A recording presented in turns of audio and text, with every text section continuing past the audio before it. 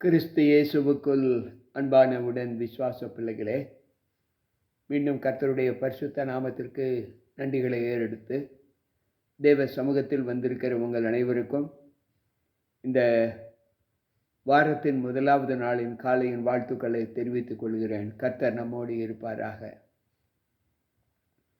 தேவ சமூகம் மீண்டும் ஒரு புதிய நாளுக்குள்ளாய் நம்மை அழைத்து அவருடைய வார்த்தைகளை கேட்பதற்கு நம்மை பலப்படுத்துகிற மகத்தான கிருபைக்காய் ஆண்டவருக்கு நன்றிகளை ஏறெடுக்கிறேன். இந்த நல்ல நாளின் வாழ்த்துக்களோடு உங்களை சந்திப்பதில் மிகுந்த மகிழ்ச்சி அடைகிறேன். கர்த்தர் நம்மோடு இருப்பாராக. இந்த நாளிலும் தேவ வார்த்தைகள் நம்மை எப்படி பலப்படுத்துகிறது என்பதை யோசித்து அவருக்குள்ளான ஒரு ஆசீர்வாதத்தை நாம் பெற்றுக்கொள்ளும்படி தேவ வார்த்தைகளை நாம் கேட்போம். ஆண்டவர் சொல்லுகிறார், சோதனையை சகிக்கிற மனுஷன் பாக்கியவான்.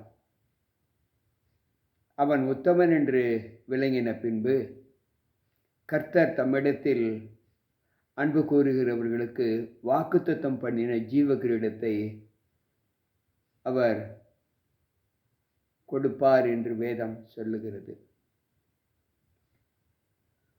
யாக்கோபின் புஸ்தகம் 1வது அதிகாரம் 12வது வசனத்தில் இந்த வாசகத்தை வாசிக்கலாம். சோதனையை சகிக்கிற மனுஷன் பாக்கியவான். அன்பு பிள்ளைகளே, இன்றைக்கு சோதனைகளை சகிக்கிற மனுஷன் பாக்கியவான் என்று வேதம் சொல்லுகிறது. எப்படி? அதே யாக்கோபின் புஸ்தகம் 5வது அதிகாரம் 11வது வசனம் சொல்லுகிறது, இதோ பொறுமையாய் இருக்கிறவர்களை பாக்கியவான்கள் என்கிறோமே. யோபின் பொறுமையை குறித்து கேள்விப்பட்டு இருக்கிறீர்கள். கர்த்தருடைய செயலில் முடிவையும் கண்டிருக்கிறீர்கள். கர்த்தர் மிகுந்த உருக்கமும் இரக்கமும் உள்ளவராய் இருக்கிறாரே. சோதனையை சகிக்கிற மனுஷன் பாக்கியவான் என்று சொல்லுகிற அந்த அனுபவத்தை நீங்கள் கேட்டு இருக்கிறீர்கள். ஆனால் யோபுவின் பொறுமையை குறித்து எவ்வளவு நீங்கள் கேட்டிருக்கிறீர்கள்? யோபு தன்னுடைய வாழ்க்கையில் அவர் அனுபவித்த அந்த துன்பங்களை நாம் சற்று யோசித்து பார்ப்போம். ஆண்டவர் அப்படிப்பட்ட பிள்ளைகளுக்கு வாக்குத்தத்தம் பண்ணின ஜீவ கிரீடத்தை அவர் பெற்றுக்கொள்வார்கள் என்று ஆண்டவர் வாக்கு கொடுக்கிறார். அன்பு பிள்ளைகளே, சற்று யோசித்து பார்ப்போம். தேவ பிள்ளைகள் தேவனோடு இசைந்திருக்கிற அந்த அனுபவங்களை எப்படி நாம் பார்க்கிறோம் என்பதை யோசித்து பார்ப்போம். 1 கொரிந்தியரின் புஸ்தகம் 9வது அதிகாரம் 25வது வசனம் இப்படி சொல்லுகிறது, பந்தயத்திற்கு போராடுகிற யாவரும் எல்லாவற்றிலேயும் இச்சையடக்கமாய் இருப்பார்கள். அவர்கள் அழிவுள்ள கிரீடத்தை பெறும்படிக்கு அப்படி செய்கிறார்கள். நாமோ அழிவில்லாத கிரீடத்தை பெறும்படிக்கு அப்படி செய்கிறோம். அன்பு பிள்ளைகளே, பந்தய பொருளுக்கு போராடுகிறவர்கள் எல்லாவற்றிலும் இச்சையடக்கத்தோடு போராடுவார்கள். ஆனாலும் அவர்கள் போராடுகிற அந்த போராட்டம் அழிந்து போகிற பந்தயத்திற்காகவே போராடுகிறார்களே தவிர, அந்த பொருளுக்காக போராடுகிறார்களே தவிர, அழிவில்லாத பொருளுக்காக அவர்கள் போராடுவதில்லை. ஆனால் கிறிஸ்துவை ஏற்றுக்கொண்ட நாம் அழிவில்லாத ஒரு பொருளுக்காக போராடுகிறோம் என்று ஆண்டவர் சொல்லுகிறார். மத்தேயு நற்செய்தி நூலில் நாம் வாசிப்போம் என்றால், அங்கு 10வது அதிகாரம் 22வது வசனம் இப்படி சொல்லுகிறது, தேவனுக்கு நாம் எவ்வளவு சகிக்கிறோம் என்பதை அந்த வார்த்தை நமக்கு சொல்லுகிறது. என் நாமத்தின் நிமித்தம் நீங்கள் எல்லாராலும் பகைக்கப்படுவீர்கள், முடிவு பரியந்தம் நிலைத்து நிற்பவனே ரட்சிக்கப்படுவான் என்று ஆண்டவர் சொல்லுகிறார். என் நாமத்தை நிமித்தம் நீங்கள் எல்லாராலும் பகைக்கப்படுவீர்கள். முடிவு பரியந்தம் நிலைத்து நிற்பவனே ரட்சிக்கப்படுவான் என்று ஆண்டவர் சொல்லுகிறார். எனக்கு பிரியமான தேவ பிள்ளைகளே, சற்று நம்முடைய காலங்களுக்கு ஏற்ற வாழ்க்கையிலே நாம் பார்ப்போம். எந்த அனுபவத்திற்கெல்லாம் தேவன் நம்மை அழைத்திருக்கிறாரோ அந்த அனுபவத்தின் பிரதிபலனை நாம் பார்க்கிறோம். பவுல் எப்படி பாடுபட்டார் என்று ஒரு சில பாடுகளை குறித்து நாம் தியானிக்கப் போகிறோம். 2 கொரிந்தியர் 11வது அதிகாரம் 25வது வசனம் இப்படி சொல்லுகிறது: 3 தரம் மிலார்களால் அடிக்கப்பட்டேன், 1 தரம் கல்லெறியுண்டேன், 3 தரம் கப்பர் தேசத்தில் இருந்தேன், கடலிலே ஒரு ராப்பகல் முழுவதும் போக்கினேன் என்று சொல்லுகிறார். 3 தரம் மிலாறுகளால் அடிக்கப்பட்டேன். அன்பு பிள்ளைகளே, சற்று யோசித்து பார்ப்போம். 3 முறை அவர் மிலாறுகளால் அடிக்கப்பட்டார் என்று பவுல் சொல்லுகிறார். தன்னுடைய பாடுகளை அவர் சொல்லும்போது எவ்வளவு மன சங்கடத்திற்குள் இருப்பார் என்று யோசிக்க வேண்டும். நாம் சில நேரங்களில் நம்மால் தாங்க முடியாத அளவிற்கு சோதனைகள் வந்துவிட்டால் நம்முடைய புலம்பல் எப்படி இருக்கிறது? சிலர் அந்த சோதனைகளிலே சிக்குள்ளும் போது விசுவாசத்தை விட்டு கூட விலகி செல்லக்கூடிய அனுபவங்களை நாம் பார்க்கிறோம்.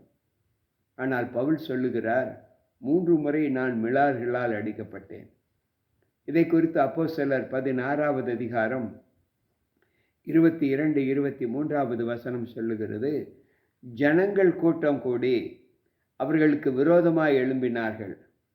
அதிகாரிகள் அவர்கள் வஸ்திரங்களை கிழித்து போடவும் அவர்களை அடிக்கவும் சொல்லி அவர்களை அநேக அடி அடித்த பின்பு சிறைச்சாலையில் வைத்து அவர்களை பத்திரமாக காக்கும்படி சிறைச்சாலைக்காரனுக்கு கட்டளையிட்டார்கள். பவுலுடைய வாழ்க்கை எப்படி மாறுகிறது என்பதை யோசித்து பார்ப்போம். அவர் சவுலாக இருக்கும்போது எவ்வளவு அதிகார தோரணையில் ஆண்டவருடைய நாமத்தை சொல்லுகிற பிள்ளைகளை அவர் சேதப்படுத்தினார், சிறைப்படுத்தினார், அடிப்பதற்கு அனுமதி பெற்று கொடுத்தார். அவர்களை உயிரோடு எரிப்பதற்கும் உயிரோடு கொல்வதற்கும் அவர்களை அதிகாரம் பெற்றவராக காணப்பட்டார். தமஸ்கு தீவிலே எப்படி பவுல் ஆண்டவரால் தொடப்பட்டாரோ அன்று முதல் அவருடைய வாழ்க்கை ஒரு மாற்றத்திற்கு உள்ளான வாழ்க்கையாக காணப்பட்டது. அப்போஸ்தலர் 21 நாம் வாசிப்போம் என்றால் அங்கு 32வது வசனம் இப்படி சொல்லுகிறது: தேவன் அவருக்கு கொடுத்த சிட்சைகளிலே அவர் எப்படிப்பட்ட பாடுகளை கடந்தார். உடனே அவன் போர்ச்சேகவரையும் அவர்களுடைய அதிபதிகளையும் கூட்டிக் கொண்டு அவர்களிடத்திற்கு ஓடினார். சேனாதிபதியையும் போர்ச்சேவகரையும் அவர்கள் கண்டபோது பவுலை அடிக்கிறதை விட்டு நிறுத்தினார்கள். இங்கு பவுல் அடிபடுகிற ஒரு சம்பவத்தை நாம் பார்க்கிறோம். அன்பு பிள்ளைகளே, அவர்கள் அதிகமாக பாதிக்கப்பட்ட ஒரு அனுபவத்தை அப்போஸ்தலர் நடவடிக்கையின் புத்தகம்தான் நமக்கு எடுத்து காண்பிக்கிறது. ஆனால் அவர் அதிகமாக அவரால் வாதிக்கப்பட்ட அனுபவம் கூட அப்போஸ்தலரின் புத்தகத்தில் தான் காணப்படுகிறது. எனவே அப்போஸ்தலரின் புத்தகத்தை நாம் வாசிக்கும்போது நமக்கு கொடுக்கப்பட்ட காலத்தின் நியமங்கள் எப்படிப்பட்டது என்பதை யோசித்து பார்ப்போம்.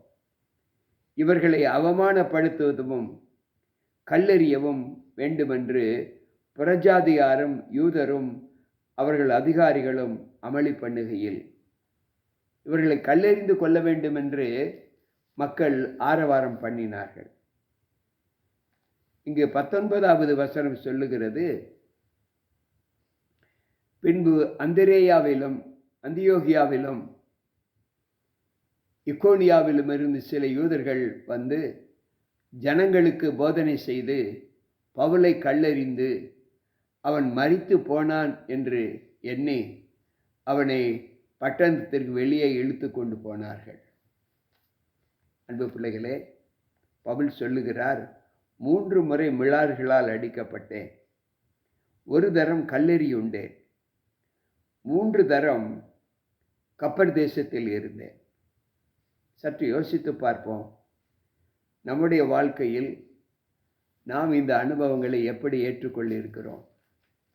நீங்கள் வீட்டில் நிதானமாக நீங்கள் வாசிக்க வேண்டும் என்று நான் உங்களுக்கு வேண்டிக் கொள்ளுகிற வேத பகுதி அப்போஸ்தலர் 27வது அதிகாரம் முழுவதையும் நீங்கள் வாசித்து பாருங்கள். ஒவ்வொரு சமயமும் பவுலுக்கு ஏற்பட்ட நிந்தனைகள் எப்படிப்பட்டதாய் இருக்கிறது என்பதை அவர் சொல்லுகிறார். இன்றைக்கு நம்முடைய வாழ்க்கையில் நாம் தேவனோடு இருக்கிற அனுபவங்களை எப்படி பார்க்கிறோம்? யோசிப்போம். தேவனுக்குள் நாம் படுகிற பிரயாசங்களை எப்படி நாம் அனுபவிப்பது? யோபுவின் புஸ்தகத்தில் வாசிக்கிறோம், மனுஷன் வருத்தம் அனுபவிக்க பிறந்திருக்கிறான், அவன் மாமிசம் அவனுக்குள் இருக்க மட்டும் அதற்கு நோவுண்டு, அவன் ஆத்துமா அவனுக்குள் இருக்க மட்டும் அதற்கு துக்கம் உண்டு என்று சொல்லுகிறார். இன்றைக்கு நம்முடைய வாழ்க்கையில் நாம் சிறு கவலைகளை பெற்றுக்கொண்டு எவ்வளவு சலித்து கொண்டு இருக்கிறோம்.